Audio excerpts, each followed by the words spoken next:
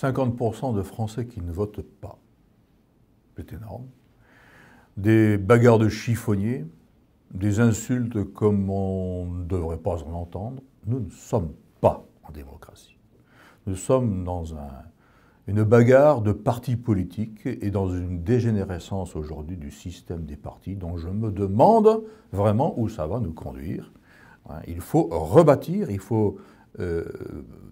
la démocratie et il faut recentrer la politique, refonder la politique comme service de l'homme. C'est à partir de là que nous pourrons construire une véritable démocratie.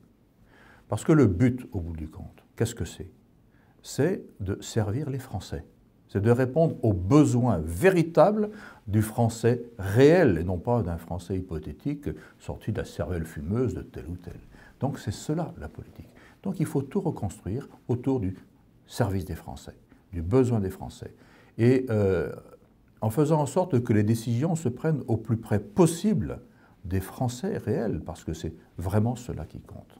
Voilà.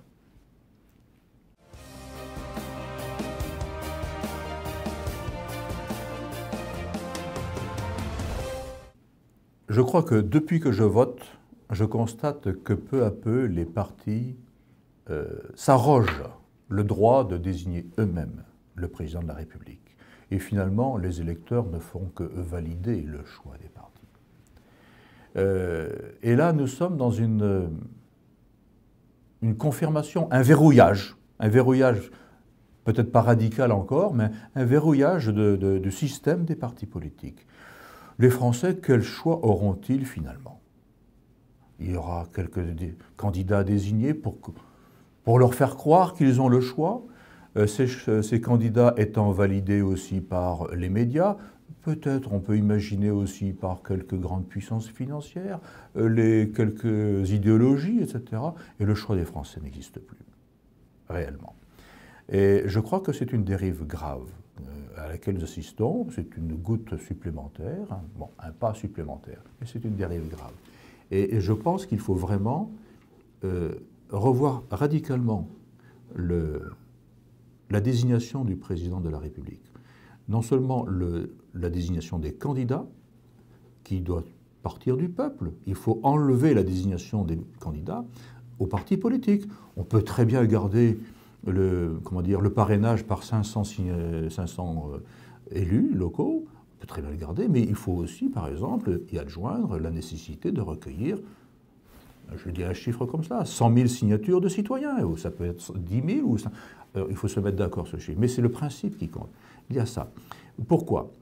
Il est très, très important, peut-être particulièrement en France, que le président de la République ne dépende que de la nation. Parce que sa principale mission, c'est pour lui de sans cesse tisser de l'unité et de l'amitié entre les Français. Encore une fois, j'ai le recul suffisant pour me souvenir encore très précisément de François Mitterrand appelant le peuple de gauche contre le peuple de droite. C'est scandaleux, c'est ignoble, et ce n'est pas le seul à avoir fait cela. Les autres l'ont fait à leur façon, sous d'autres formes. Mais ça, c'est scandaleux, c'est vraiment diviser la France. Or, je le répète, la principale mission du président de la République, c'est de tisser de l'unité et de l'amitié. Et ensuite, il doit conduire la France en regardant le long terme.